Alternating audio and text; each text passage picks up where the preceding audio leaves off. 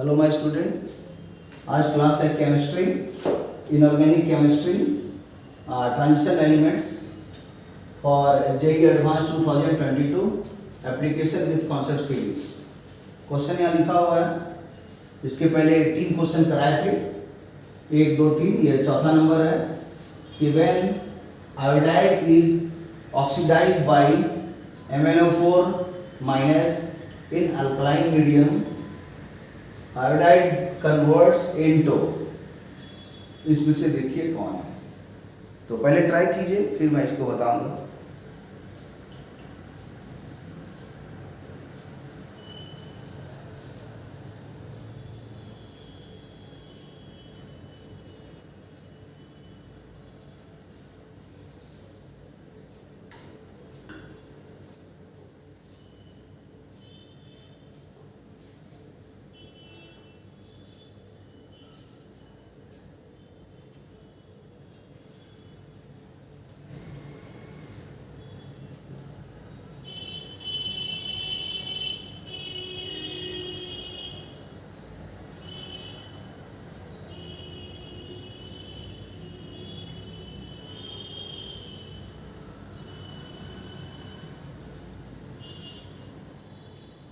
Okay, देखिए कैसे ये बनेगा बताते हैं।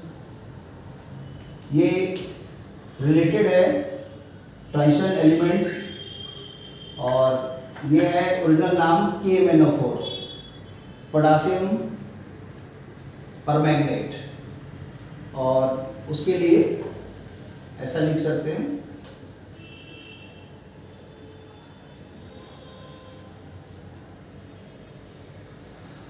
और इसी को जब स्प्लिट करेंगे तो आ जाएगा K प्लस MnO4 माइनस, क्योंकि पोटासियम का किसी भी कंपाउंड में ऑक्सीडेशन स्टेट 1 होता है, तो जब ये +1 होगा तो ये आ गया MnO4, और यही MnO4 कहलाता है परमैंगनेट।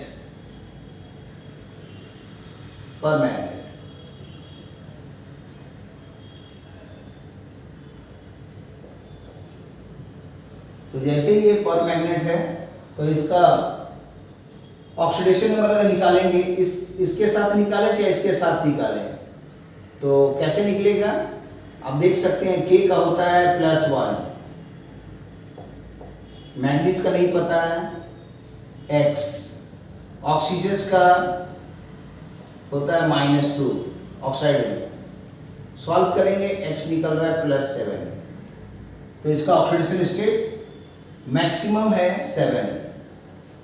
अब यहाँ पर लिखा हुआ अल्कलाइन मीडियम, तो हमेशा याद रखिए कि जब कभी भी MnO4 देता है तो ये कन्वर्ट होगा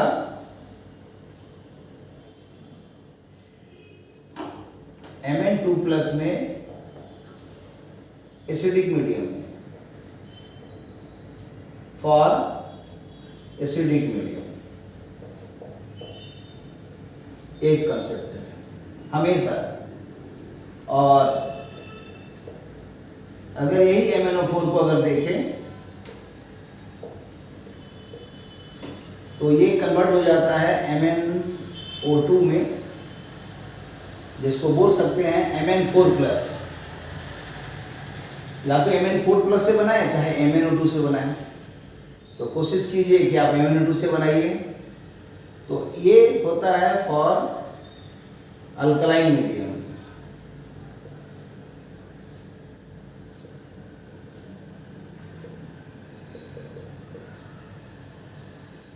मतलब जो भी इसके साथ एक्स्ट्रा और भी चीज आएगा, जैसे एक्स्ट्रा चीज यहाँ क्या दिया हुआ, MnO4 का जो कन्वर्जन होगा वो 2 ही हो सकता है, या तो Mn2+ या MnO2।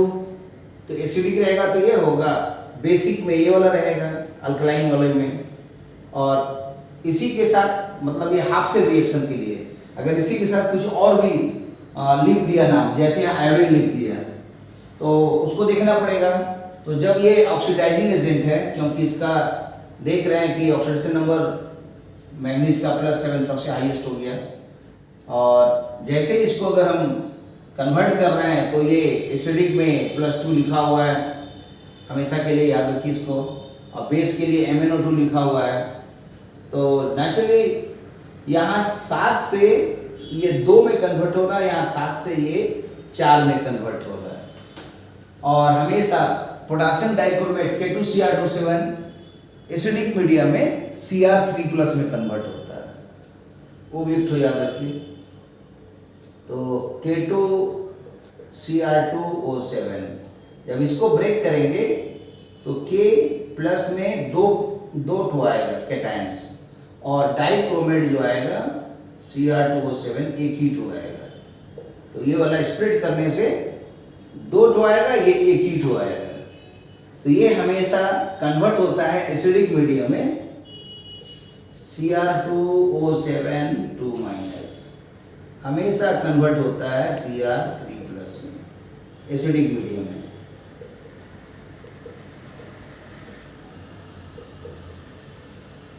ये याद रखना पड़ेगा कि ये होता है एसिडिक मीडियम में। आप लोग पता लगाइए कि एसिडिक मीडियम में यही क्यों होता है, दूसरा क्यों नहीं होता है।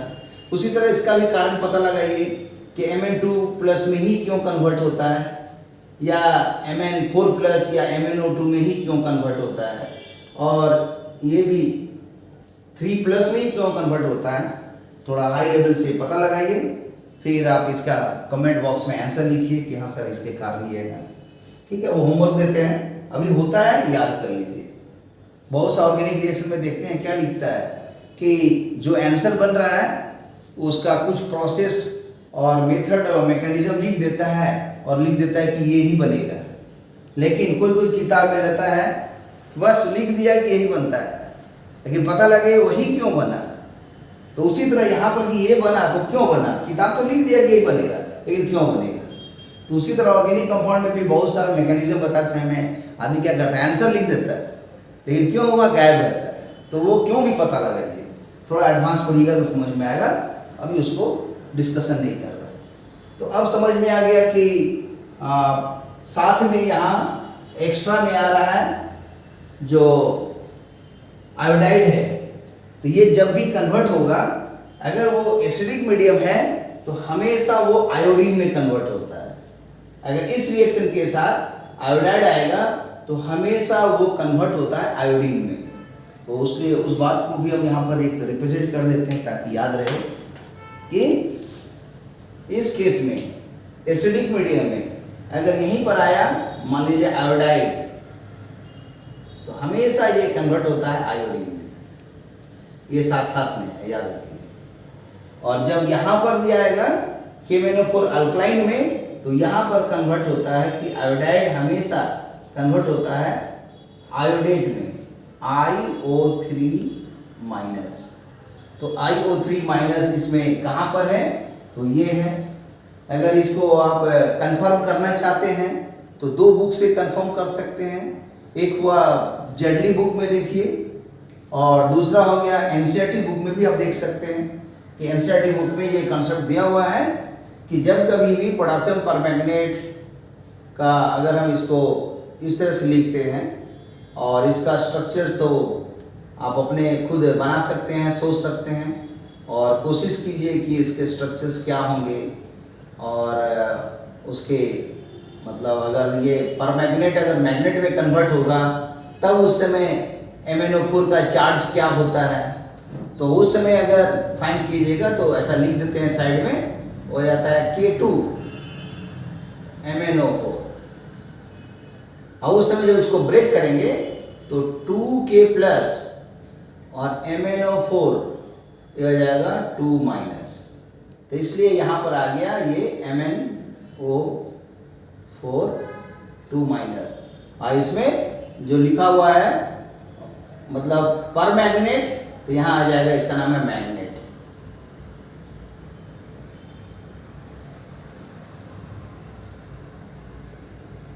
तो मैग्नेट जब रहता है तब उसमें रहता है Mn का, निकाल के देखिए 6 आएगा। कैसे, तो यहाँ पर है, सोचिए K के का, तो हमेशा तो +1 होता है, तो इसको लिख सकते हैं 1 इंटू प्लस, यहाँ पर हो गया +1 इंटू 2, तो +1 इंटू 2, ठीक है।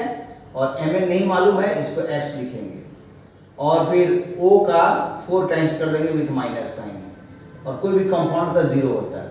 तो सॉल्व करके देखिए तो ये आ जाएगा -8 और ये +2, तो x + 6,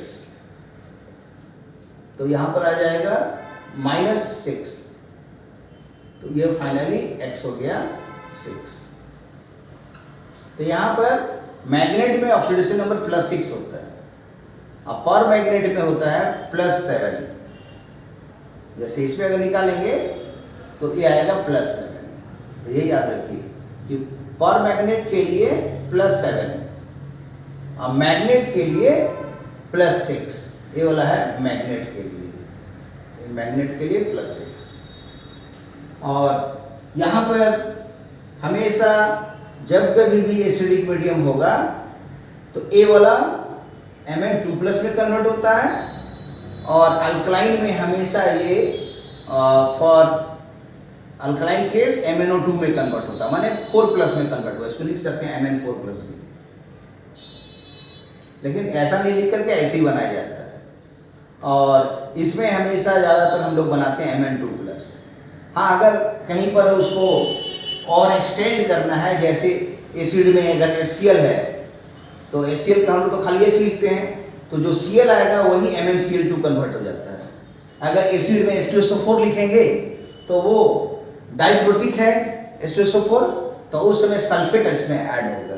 तो इस तरह से ये Mn सल्फेट, मैग्नीज सल्फेट, या बोल सकते हैं ये MnCl2 में कन्वर्ट होता है, तो उसी को हमने इस तरह से लिख दिया है। और अब इसी के लॉजिक से कंफर्म हो गया कि जो आंसर्स होगा वो 4 का ए होगा आंसर। ए जो है IO3, यही इसका आंसर होगा। तो मतलब यहाँ पर हम इसको चाहें तो एक और डिटेल में अगर जाएं तो बेसिक नेचर्स में ये कैसे कैसे कन्वर्ट होता है, तो उसको मैं थोड़ा लिख दे रहा हूँ, अपने थोड़ा ट्राई करके देखिएगा। जैसे यहाँ लिखा हुआ है MnO4,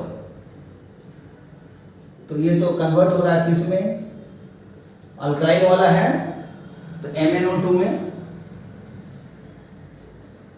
एक पार्ट ये होगा, और दूसरा पार्ट हो गया कि जो आयोडीन है, आयोडाइड, वो आयोडेट में कन्वर्ट होता है, तो उसको भी यहाँ लिख देते हैं।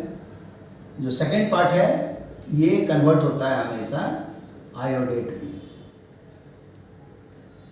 इसका नाम है आयोडेट।